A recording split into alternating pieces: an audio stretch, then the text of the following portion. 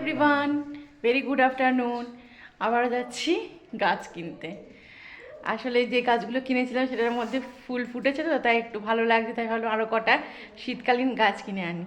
আর এদিকে কর্তামশাই এদিকে কাঁই হয়ে যাচ্ছে, কারণ বলছে এই তো গাছ কিনে দিলাম এত আবার কেন। আর ওর রিয়াকশন দেখো, বলছে ঘুরেও তাকাবে না, রেগে গেছে। বলে এখনই একটু আগেই তো তো গাছ কিনে দিলাম, আবার গাছ। চলো চলো চলো। আসলে হচ্ছে ভালো লেগেছে তো, গাছের প্রতি একটা আলাদাই ভালোবাসা জন্মে গেছে, তাই ভাবলাম যে আরো কয়েকটা গাছ কিনে আনি শীতকালে। দেখি যাই নার্সারিতে কি গাছ পাই, তোমাদের সাথে সেটা শেয়ার করবো। নার্সারিতে এবার গাছ দেখবো, চলো তোমাদেরকে দেখাই। এই গাছগুলো এবারে দেখছি নতুন, কি গাছ এগুলো জানি না, কিন্তু ফুলগুলো খুব সুন্দর লাগছে। এগুলো নতুন এসছে, আগের বারে যখন এসেছিলাম তখন এই জায়গাটাতে পিটুনিয়া ছিল।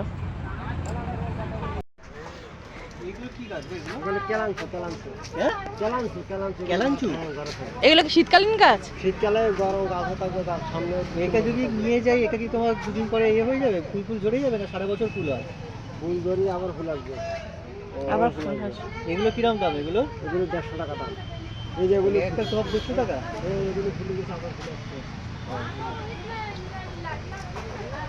এগুলো ফুল গেছে না, ফুল ধরে গেছে না, আবার ফুল ছাড়বে, আবার ফুল ছাড়বে। ওই ফুলগুলো ঝরে যাবে দিয়ে আবার আসবে। এতে খাবার কি দিতে হয় গাছে? খাবার আমরা মিক্সার দিছি, সব দেওয়া আছে। এটা নিয়ে শুধু বসিয়ে দিলে হয়ে যাবে?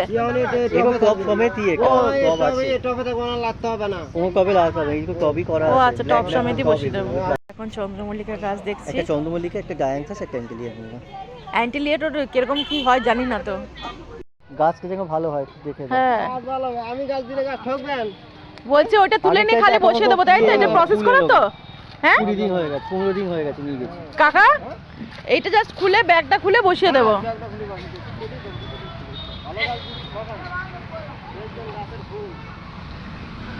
এখন আমরা নিচে চন্দ্রমল্লিকা, ওই রানী কালার হবে সেইটা দেব। এটাতে কি খাবার দেবো? এ কি রাঙি কালার? সুফলা দিলে হবে?